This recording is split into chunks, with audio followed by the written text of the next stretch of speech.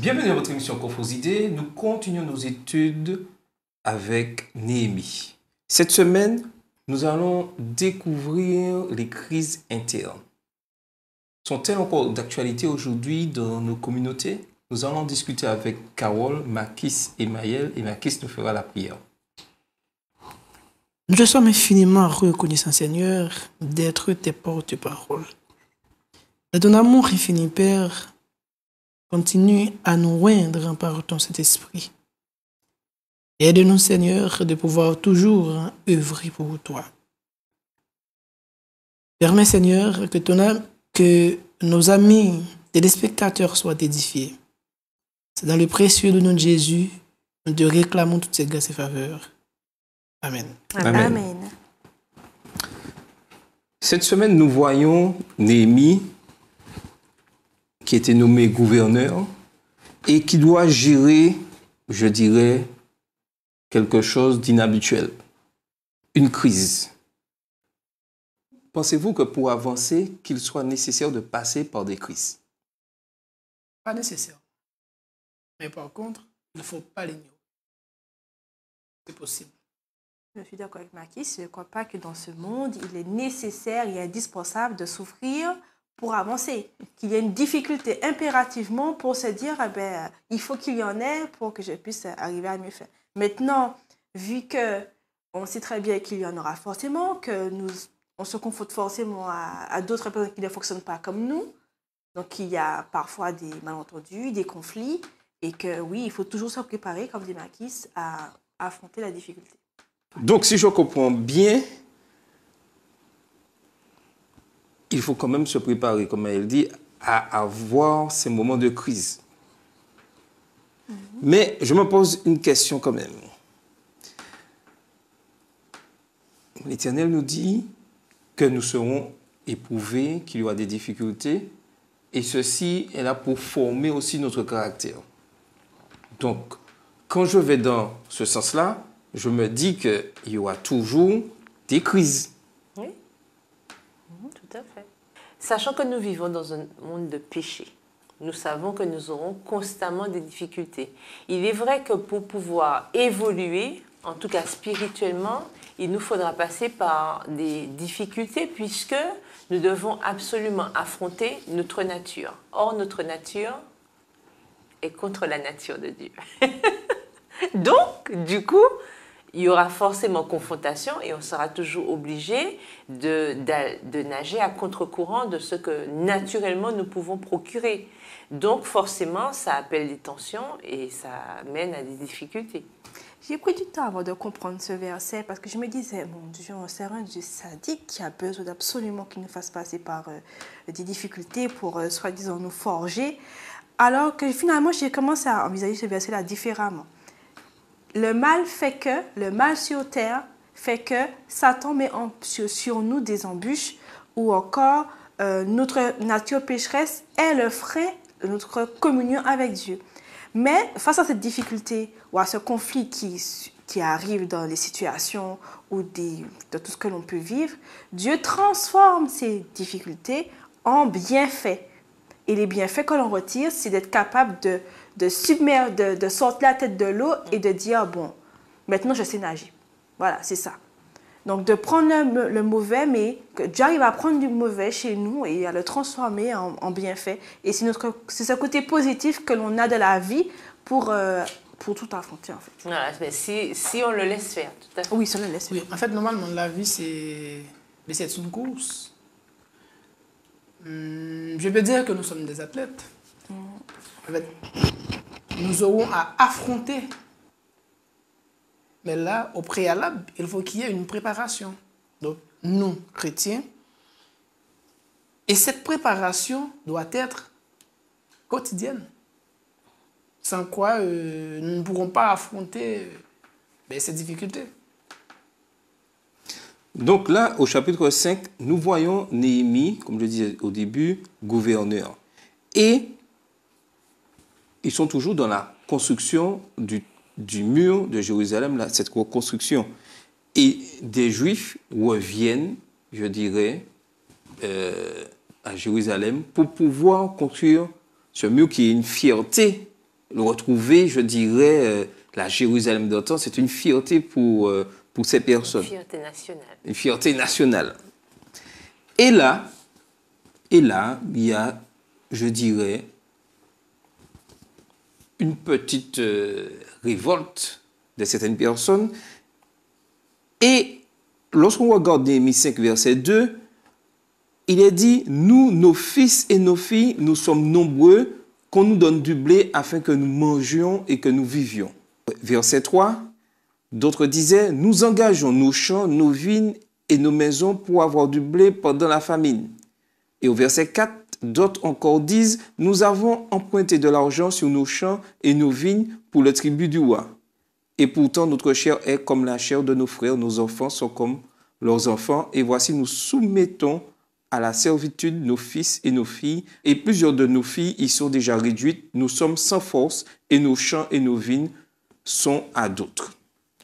Et Néhémie au verset 6 dit, je fus très irrité lorsque j'entendis leurs plaintes et ces paroles-là. Pensez-vous que la plainte ici est légitime? Ben, tout à fait. C'est légitime puisque le peuple, en fait, devait se soutenir mutuellement. Depuis à l'époque, quand Israël était sous la théocratie, Dieu avait déjà donné des principes de vie, des principes communautaires pour que le peuple ne puisse manquer de rien, pour qu'il puisse évoluer de manière paisible, qu'il puisse surtout porter un bon témoignage auprès des autres, afin que d'autres puissent apprendre à mieux connaître Dieu. D'accord? C'était ça le principe. Or, on se rend compte que, à force d'errer ça et là, le peuple a fini par adopter des habitudes qui étaient contraires à ce que Dieu avait donné, et forcément, ça a commencé à créer un déséquilibre dans la société juive. Et là, on a ceux qui avaient mieux réussi, qui étaient en train de réduire à la servitude ceux qui avaient le moins de moyens.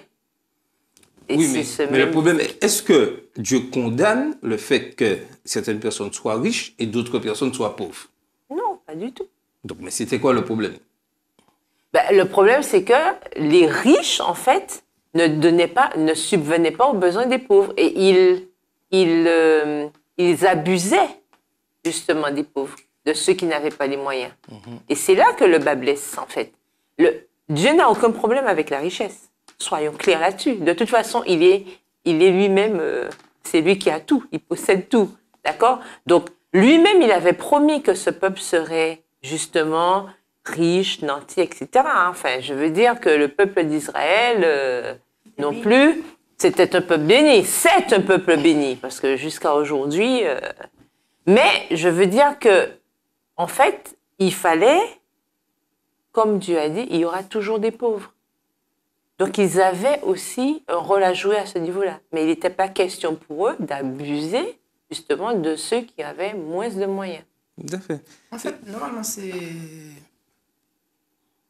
Quel soit notre pouvoir, notre influence, notre autorité, notre richesse aussi,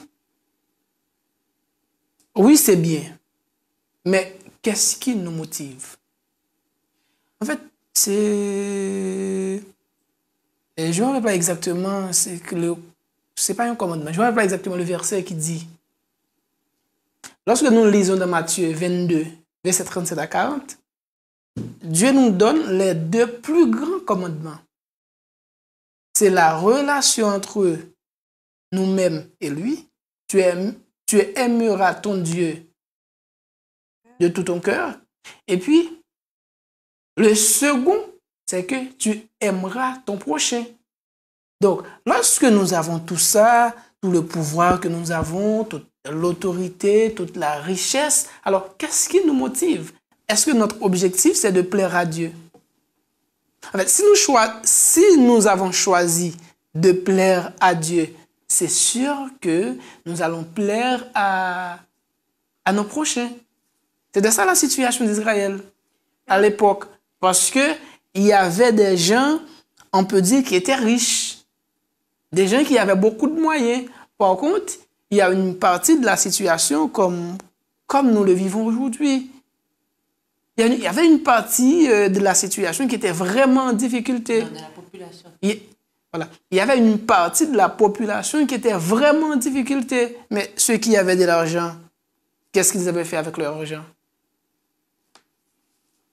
Ils les avaient plutôt empruntés avec de gros intérêts, comme nous pouvons le dire.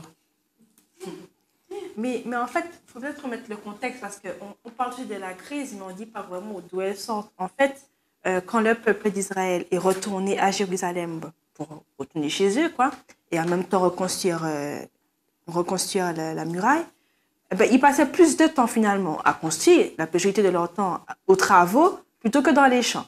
D'autant plus dans la même situation, il commence à avoir une famine dans le pays. Donc, pour subvenir à leurs besoins, le peuple se retrouve à emprunter à ceux qui sont déjà riches et ces fameux riches empruntent avec des intérêts. Donc, en fait, ils ne font que engendrer des dettes et des dettes qui n'arrangent pas la situation. Et les pauvres restent pauvres et les riches continuent à s'enrichir. Alors, certains même se retrouvent à vendre leurs enfants, des Juifs qui se vendent entre eux alors qu'ils ont été libérés d'une servitude pendant combien de temps en Babylone. Donc, en fait, Néhémie est révolté que dans le peuple, des frères se réduisent à la servitude, se réduisent à l'esclavage ou encore ne s'entraident pas, mais plutôt accable l'autre dans sa situation financière. Voilà. Alors qu'au départ, Dieu a mis un commandement au sein de son peuple disant que ils devraient s'aider les uns les autres, que les pauvres ne seraient plus trop pauvres parce que dans le peuple, il devrait avoir une certaine sorte d'entraide. Et tout à fait. Et ce que tu dis est juste. Satan utilise un problème interne dans le seul but d'empêcher, je dirais, la reconstruction du mur. Tous ceux qui sont là, et c'est là le problème, c'est là la chose où il est important de prendre conscience du problème. Tout le monde accomplit, est là pour accomplir la mission, c'est-à-dire construire le mur. Mais est-ce que cette mission de construire le mur doit mettre, je dirais, en danger sa vie et sa famille et oublier qu'on a une famille et pour construire le mur? Il est important de trouver l'équilibre juste parce que lorsqu'on est un peu, je dirais, dans le déséquilibre, l'ennemi utilise. Et comme on disait tout à l'heure, les riches, normalement, ce que Dieu avait dit dans sa parole, dans Lévitique 25, les versets 35 à 37, il avait dit de ne pas prêter avec intérêt, qu'il y aura toujours des pauvres et que le riche devrait toujours aider. Mais là, ceux qui sont là, amis, juifs et deux parties sont juifs, réalisent qu'on peut faire, je dirais, une belle affaire. Donc, là, ok, je vais prêter. Mais remarquez bien que ceux qui prêtent, est-ce que ce sont eux qui sont dans la construction du mur? Non. Étant dit que la muraille... Ils étaient impliqués financièrement, mais pas, je dirais... Pas physiquement. Pas physiquement. On s'implique comme on peut. Oui, mais en même temps, on s'implique comme on peut, mais on profite de la situation pour pouvoir remplir encore ses poches. Pour s'enrichir. Pour s'enrichir. Et c'est ça que j'avais dit tout à l'heure. En fait, nous avons le pouvoir, mais qu'est-ce que nous faisons du pouvoir que nous avons, de l'autorité que nous avons? Ouais. Et nous profitons de l'autorité que nous avons, soit pour s'enrichir ou bien pour nous glorifier. Et c'est pas ça que dit la Bible, c'est pas ça que Dieu dit. C'est que nous devons profiter de tout ça pour glorifier Dieu. Tout à fait. Et Néhémie, qui est gouverneur, profite de cette situation pour dire, pour condamner les riches, et il se met même en colère, quoi. Il ne profite pas, je dirais, juste vu qu'il est soucieux de l'avancement des travaux, il est obligé de s'assurer que son personnel soit à l'aise dans la vie. Donc, il fait en sorte, en fait, je pense qu'il est juste... il fait justice, simplement, il ne profite pas de la situation. On voit que Néhémie est quelqu'un d'exemplaire face à ce problème. Et ça aussi, c'est une leçon aussi pour nous. Savoir que lorsque nous avons des responsabilités, nous devons être des exemples aussi pour ceux qui sont autour de nous. Parce que Néhémie, il dit bien au chapitre 5 que moi, de mon côté, malgré le fait que moi aussi je sois dans la même position que vous, parce qu'il fait des réprimandes bien sûr aux grands magistrats, on nous dit, et il est au même niveau social qu'eux, puisqu'il est lui-même gouverneur. Et donc, il dit que même moi, mes serviteurs, tous ceux qui sont à mon service, moi, je ne les ai pas traités comme ça. Alors, vous, de votre côté, vous devriez faire pareil. Et en fait, il faut savoir que lorsque nous sommes dirigeants, lorsque nous sommes responsables, nous devons éviter de dire aux gens de faire des choses que nous-mêmes, nous ne faisons pas. Parce que l'histoire a bien montré que c'est par l'exemple qu'on peut réussir quelque chose. Et donc, avec cette situation qui se présente, où Néhémie est obligé de faire cette réprimande avec véhémence, il reprend les grands de la nation par rapport à leur mauvais comportement face à leurs frères et sœurs. On pourrait ramener ça à nous aujourd'hui aussi. Quel comportement nous avons entre nous, entre frères et sœurs dans nos communautés? Comment réagissent ceux qui ont? Alors, ça peut être bien sûr de la richesse dans les biens, mais ça peut être la richesse au niveau aussi des responsabilités. La richesse au niveau des connaissances aussi. Comment je vais traiter l'autre qui a peut-être moins d'éducation que moi? Je veux dire au niveau cognitif. D'accord? C'est pas parce que moi j'ai peut-être un doctorat, une maîtrise ou quoi que ce soit, que celui qui a un simple BEP ou un simple CAP ne peut pas me donner une leçon de vie, ne peut pas me conduire sur la voie de la spiritualité aussi, parce que ça ne veut rien dire. D'accord? Donc, c'est à tous les niveaux, en fait, qu'on peut voir que dès qu'il y a un déséquilibre, ça crée des tensions qui empêchent l'avancement de la mission automatique. Et il est important aussi qu'en tant que leader, que face à la crise, je sois aussi juste et que je ne prenne pas parti parce que mes intérêts seraient en jeu. Seul l'intérêt de Dieu doit entrer dans, je dirais, le cheminement et de mon leadership. Et ça, c'est quelque chose, je dirais, qui ne s'apprend pas comme ça. C'est avec l'expérience, puisqu'on remarque que Néhémie est resté quand même 12 ans et gouverneur. Et avant ça, il a été à la cour du roi. Donc, c'est avec une certaine expérience qu'il arrive à gérer ces choses-là. Mais une relation étroite avec Dieu. Et ça aussi, c'est très important. Mais il est important de pouvoir être juste. C'est-à-dire que lorsque le peuple crie, je dois pouvoir entendre et pouvoir retransmettre. Et réagir. Et réagir. C'est-à-dire qu'aujourd'hui, dans nos communautés, si des membres souffrent, et je le sais écrit, je dois pouvoir m'asseoir avec les dirigeants et dire qu'il y a un problème.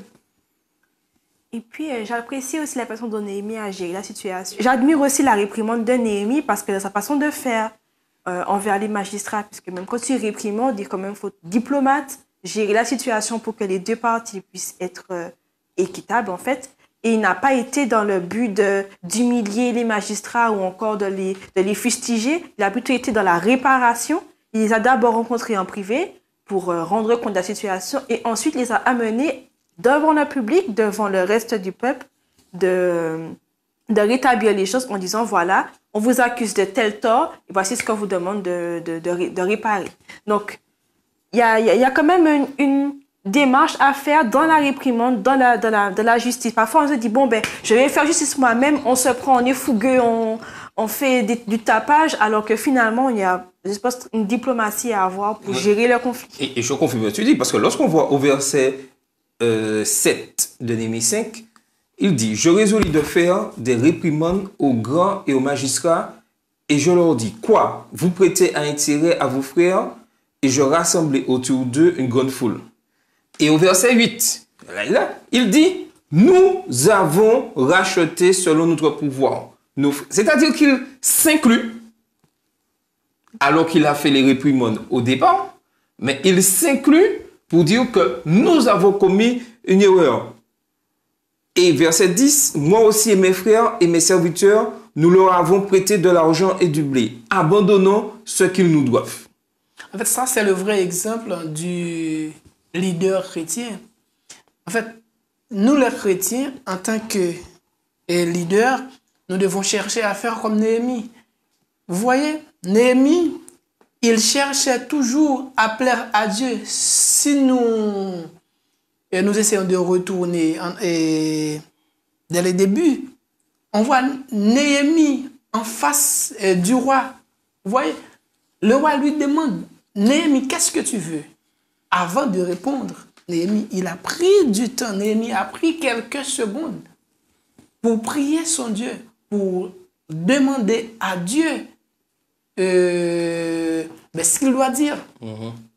C'est ça le vrai leader, le leader que nous devons chercher à imiter. Comme nous qui sommes dans l'église aujourd'hui, nous sommes aussi des leaders. Et aussi que lorsque j'arrive dans l'église, je suis leader, je ne dis pas, je ne dois pas dire, ah, ce sont les autres qui ont fait, moi, je n'étais pas là, je sais pas. Non, je suis leader, il y a un problème, je dois, je dirais, intégrer ce problème et me mettre dans ce problème afin d'amener l'église. Si l'église dans le passé a commis une erreur vis-à-vis de certains membres et qu'aujourd'hui c'est moi le leader, je ne vais pas arriver à dire, bon, ben ça c'est le passé. Non, je dois avoir cette force de caractère avec l'Esprit de Dieu de pouvoir dire, nous avons. C'est-à-dire que même si je n'étais pas là, mais comme je suis le leader, je suis le représentant de l'église à l'heure actuelle, je peux dire, nous avons commis une erreur, nous demandons pardon aux membres. Il est important d'avoir cette qualité en tant que leader de pouvoir s'abaisser. Même si je n'étais pas concerné directement par le problème qu'il y a. Mais je m'investis. Et c'est ce que Dieu nous demande. Et aujourd'hui, le problème qu'il y a, c'est que lorsque je me laisse diriger par l'ennemi, en tant que leader, je cherche plus à monter, à me faire voir. Oui, à te plaire, c'est ça. Tandis que je dois tout faire pour plaire à qui? À Dieu. Et il y a quelque chose d'intéressant aussi par rapport au comportement de Néhémie, où il fait tout pour rappeler à ses responsables, à ses grands du peuple, comment ils sont tenus de rendre un témoignage aux autres aussi. Parce qu'il leur dit au verset 9, puis je dis, ce que vous faites n'est pas bien. Ne devriez-vous pas marcher dans la crainte de notre Dieu pour n'être pas insultés par les nations, nos ennemis? Ouais. Surtout qu'ils avaient déjà été au préalable confrontés à ce problème où on les avait incendiés, enfin, les autres nations étaient en train de se moquer d'eux, de leur incapacité à construire reconstruire la muraille. Voilà, donc s'ils sont encore témoins, si l'extérieur est encore témoin des problèmes internes, tu dis, je ne suis pas crédible, ils ne vont rien faire du tout. Ce peuple est désespérant. Et aujourd'hui, c'est ça le problème. Qu'est-ce que ceux de l'extérieur pensent de nos communautés? Est-ce qu'ils voient une communauté qui cherche à être de fidèles disciples de Jésus ou qui, entre eux, se tirent entre eux, tout ça? Mais il y a quelque chose d'important. Néhémie, quand il parle, il a une qualité que tout leader doit avoir. C'est-à-dire qu'il est intègre en tout. Ah oui. Et pour pouvoir répondre au leader, il faut que lui soit intègre. Si aujourd'hui nous voulons être des leaders, nous devons être intègres. C'est-à-dire être juste, trouver juste dans tout ce que nous faisons. Nous devons être le premier exemple. Le premier exemple. Et aujourd'hui, la question est, est-ce qu'il y a de véritables leaders remplissant les conditions que Dieu demande? Oui, mais en même temps, on est pécheurs, on va forcément flancher par certains. Et nous flanchons aussi en disant que nous ne sommes pas forcément droits dans nos chaussures. Et ce n'est pas pour autant qu'on ne peut pas réprimander ou encore accuser le mal quand c'est le cas. Oui, attends, mais est-ce que je peux réprimander mon frère qui vole alors que je vole autant que lui? Voilà. Ouais, c'est dans ce sens-là, en fait. C'est dans ce sens-là. J'ai pas dit un truc. J'étais voleur, j'ai arrêté, je suis intègre maintenant. Mais mon frère, je l'accuse de vol et moi, je suis en train de voler autant que lui. Voilà, en fait, la question, c'est pas au niveau du fait d'être pécheur. Nous sommes tous des pécheurs. Nul n'est parfait, on est d'accord. Mais il faut savoir que lorsqu'on a une fonction, forcément, ça appelle une responsabilité un petit peu plus grande. Puisque la Bible nous dit bien, à celui à qui j'ai donné beaucoup, je demanderai beaucoup. Donc, c'est comme un parent. Quand on a des enfants, il est évident qu'on a un exemple à donner à nos enfants. Puisque je ne peux pas dire à mon enfant, oui, va faire ta leçon de l'école du sabbat, alors que l'enfant ne me va jamais ouvrir ni ma Bible, ni mon questionnaire de l'école du sabbat. Il faut arrêter. C'est ça le truc. On se doit justement d'être d'être en fait des phares où les gens qui nous observent puissent quand même avoir une certaine... enfin, nous ne sommes pas Dieu, mais vous voyez ce que je veux dire? Je veux dire qu'il faut que les gens puissent avoir quand même une certaine idée de la droiture, d'une certaine rectitude pour qu'on puisse quand même aller quelque part de manière probante. Mais il n'est pas question de donner des ordres par-ci et de faire tout le contraire de l'autre côté. C'est pas normal. En fait, je ne suis pas, il faut le dire, je ne suis pas intègre. Mais en tant que chrétien, je dois viser l'intégrité. Je dois chercher à être intègre. Tout à fait. Et c'est là le but. Et aujourd'hui, ce que Dieu nous demande pour être de véritables leaders, il a besoin de véritables leaders dans cette jeunesse, dans ce temps de la foi que nous vivons. Que nous soyons intègres, que nous puissions avoir cette humilité d'écouter les autres afin de pouvoir aller ensemble de l'avant. Car nous servons le même Dieu, un Dieu juste, et nous devons être justes dans tout ce que nous faisons. C'était votre émission, Coffres Idées.